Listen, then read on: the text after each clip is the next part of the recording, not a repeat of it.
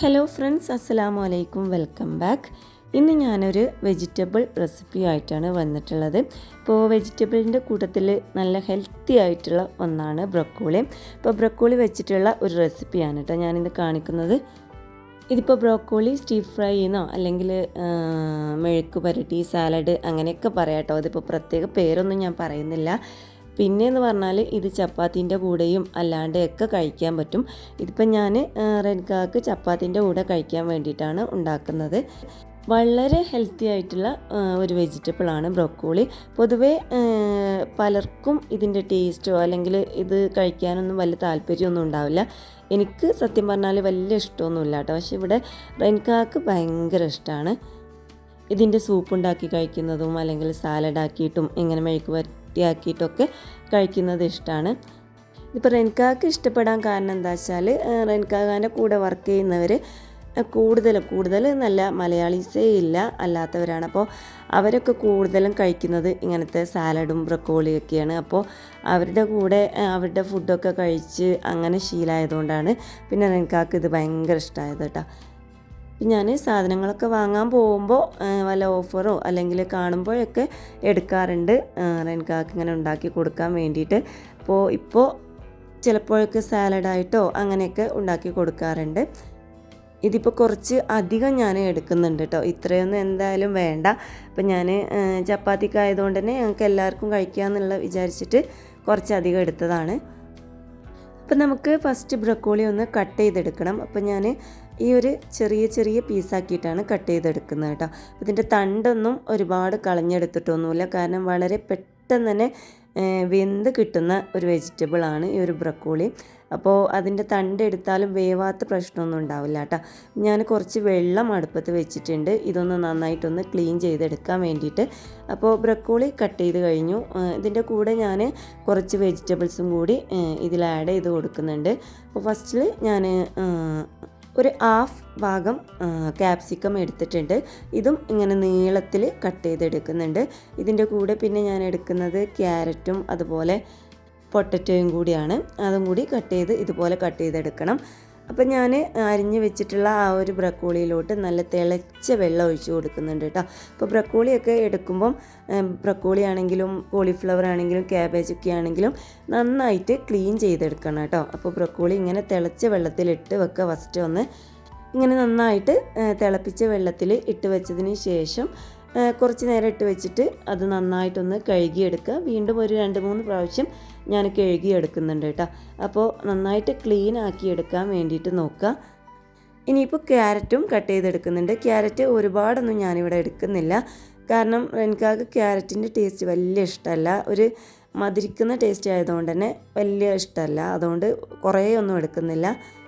പിന്നെ ഇനി ഇതിലോട്ട് വേണ്ടത് കുറച്ച് വെളുത്തുള്ളിയാണ്. അപ്പോൾ ഒരു 4 അല്ലി വെളുത്തുള്ളി ഇങ്ങനെ കുഞ്ഞാക്കിയിട്ട് കട്ട് ചെയ്തെടുക്കുന്നുണ്ട്. ഇതിൻ്റെ കൂടെ ഒരു ചെറിയ പീസ് ഇഞ്ചിയും കൂടി കട്ട് ചെയ്തെടുക്കണം.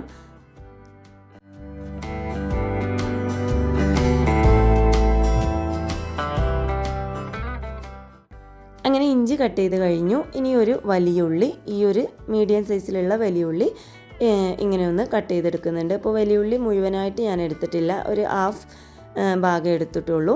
ഇനി ഒരു തക്കാളിയും കൂടി ഇതിലോട്ട് വേണം. തക്കാളിയും മുഴുവനായിട്ട് എടുത്തിട്ടില്ല, ഒരു ഹാഫ് ഭാഗം മാത്രമേ എടുത്തിട്ടുള്ളൂ കേട്ടോ. ഇനി അടുത്തത് കട്ട് ചെയ്തെടുക്കുന്നത് പൊട്ടറ്റോ ആണ്. പൊട്ടറ്റോ നീളത്തിൽ കട്ട് ചെയ്തെടുക്കുക. ഞാനിപ്പോൾ ഇവിടെ ഒരു പൊട്ടറ്റോ എടുത്തിട്ടുള്ളൂ.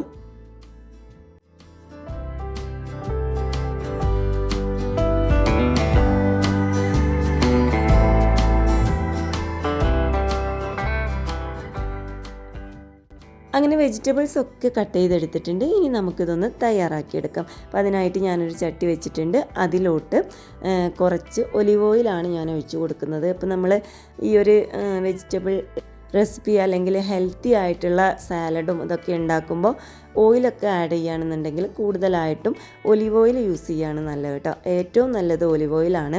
അപ്പോൾ ഇനി നിങ്ങളെ കയ്യിൽ ഇല്ല എന്നുണ്ടെങ്കിൽ സാധാ നമ്മൾ സൺഫ്ലവർ ഓയിൽ എടുത്താലും മതി.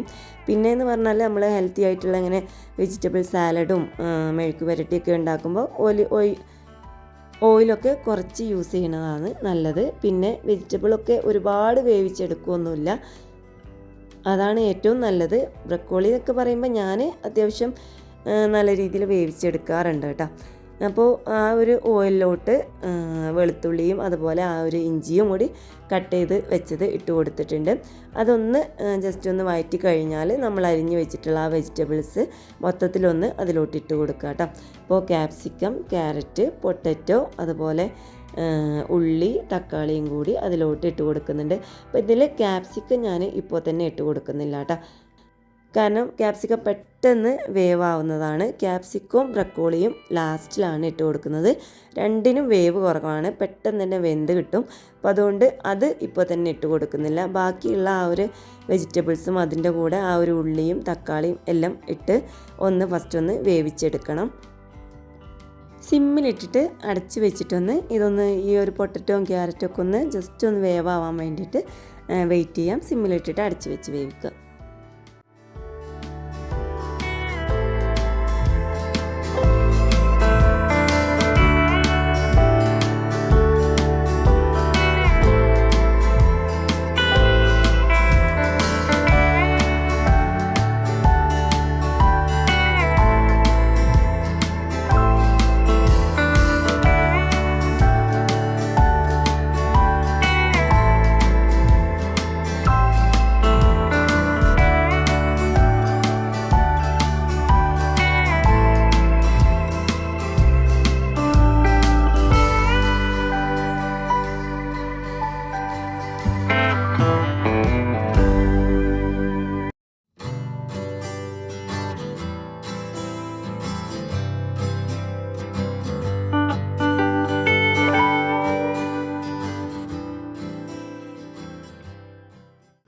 പിന്നെ ആ വെജിറ്റബിൾസൊക്കെ ചേർത്ത സമയത്ത് അല്പം ഞാൻ ഉപ്പ് ചേർത്തിട്ടുണ്ടായിരുന്നു, പറയാൻ വിട്ടുപോയതാണ്.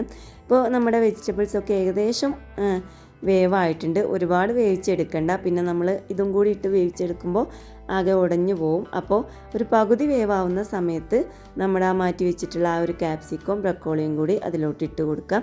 ഞാൻ പറഞ്ഞ പോലെ ഇത് കുറച്ച് അധികം ഉണ്ട് കേട്ടോ. എന്നിട്ട് എല്ലാം കൂടി ഒന്ന് നന്നായിട്ടൊന്ന് മിക്സ് ആക്കിയിട്ടെടുക്കുക. അതിന് ശേഷം നമുക്ക് ഇതിലോട്ട് പൊടികളൊന്ന് ആഡ് ചെയ്ത് കൊടുക്കണം.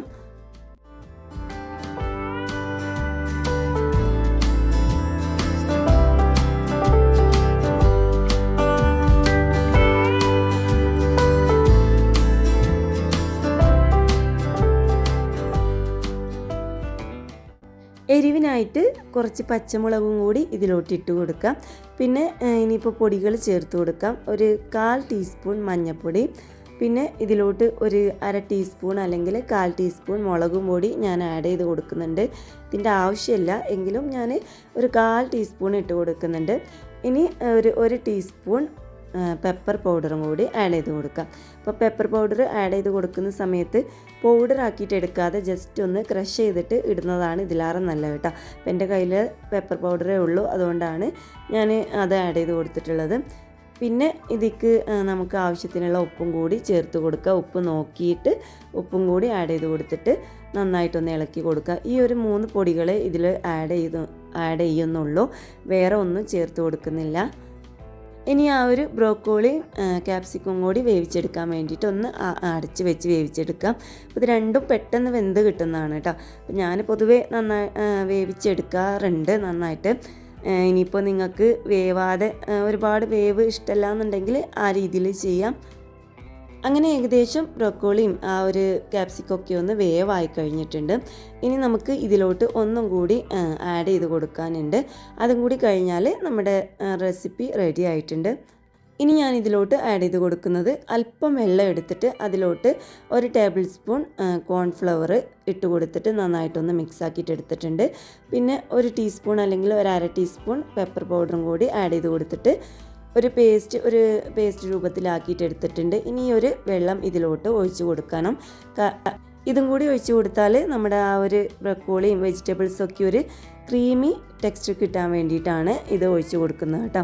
അപ്പോൾ ലാസ്റ്റിൽ നമുക്ക് എല്ലാം വെന്ത് കിട്ടിയിട്ട് എല്ലാം റെഡി ആയി കഴിഞ്ഞിട്ട് ലാസ്റ്റിലാണ് ഇത് ഒഴിച്ച്, എന്നിട്ട് ഫ്ലെയിം ഒന്ന് മീഡിയം ഫ്ലെയിമിൽ ഇട്ടതിന് ശേഷം നന്നായിട്ടൊന്ന് ഇതൊന്ന് മിക്സ് ആക്കിയിട്ട് എടുക്കുക. അപ്പോൾ അതിൽ ആ വെള്ളമൊക്കെ ഒന്ന് വറ്റിക്കഴിഞ്ഞാൽ ഫ്ലെയിം ഓഫ് ചെയ്താൽ മതി കേട്ടോ. അപ്പോൾ ഇത്ര പണിയുള്ളൂ നമ്മുടെ ഇന്നത്തെ ഈ ഒരു വെജിറ്റബിൾ റെസിപ്പി ഉണ്ടാക്കാൻ വേണ്ടിയിട്ട്. ഇതിലെ വെള്ളമൊക്കെ ഒന്ന് വറ്റി കിട്ടുന്നത് വരെ നന്നായിട്ടൊന്ന് ഇളക്കി കൊടുക്കുക. എന്നിട്ട് വേണം ഫ്ലെയിം ഓഫ് ചെയ്യാൻ കേട്ടോ. ഇനി ലാസ്റ്റിൽ ഞാൻ ഇതിൻ്റെ മുകളിൽ കുറച്ച് മല്ലിയിലയും കൂടി ഇട്ട് കൊടുക്കുന്നുണ്ട്. അപ്പോൾ ഇത്രയേ ഉള്ളൂ നമ്മുടെ ബ്രക്കോളി റെസിപ്പി ഉണ്ടാക്കാൻ വേണ്ടിയിട്ട്. ബ്രക്കോളി എന്നോ അല്ലെങ്കിൽ വെജിറ്റബിൾ റെസിപ്പിയൊക്കെ പറയാൻ കാരണം എല്ലാ വെജിറ്റബിളും ഇതിലിട്ടിട്ടുണ്ട്. പിന്നെയെന്ന് പറഞ്ഞാൽ ബ്രക്കോളിയുടെ ടേസ്റ്റ് ഇഷ്ടപ്പെടുന്നവരാണെന്നുണ്ടെങ്കിൽ തീർച്ചയായിട്ടും ഈ ഒരു രീതിയിൽ ട്രൈ ചെയ്ത് നോക്കുക, തീർച്ചയായിട്ടും ഇഷ്ടപ്പെടും. പിന്നെ എനിക്ക് വലിയ ഇഷ്ടമല്ല കേട്ടോ അതിൻ്റെ ടേസ്റ്റ്, അതുകൊണ്ടാണ് ഞാൻ വല്ലാതെ ടേസ്റ്റ് ഉണ്ട് എന്നൊന്നും പറയാത്തത് കേട്ടോ. എങ്കിലും നല്ല ഹെൽത്തി ആയിട്ടുള്ള ഒരു വെജിറ്റബിൾ റെസിപ്പിയാണ്, എല്ലാവരും ട്രൈ ചെയ്ത് നോക്കുക. അപ്പോൾ ഇന്നത്തെ ഈ ഒരു റെസിപ്പി നിങ്ങൾക്കൊക്കെ ഇഷ്ടപ്പെട്ടാൽ തീർച്ചയായിട്ടും ലൈക്ക് ചെയ്യുക, ഷെയർ ചെയ്യുക. അതോടൊപ്പം പുതിയ വ്യൂവേഴ്സ് ഉണ്ടെന്നുണ്ടെങ്കിൽ സബ്സ്ക്രൈബ് ചെയ്യാനും മറക്കരുത്. തൊട്ടടുത്തുള്ള ബെല്ലൈക്കണിലും കൂടി ക്ലിക്ക് ചെയ്യുക.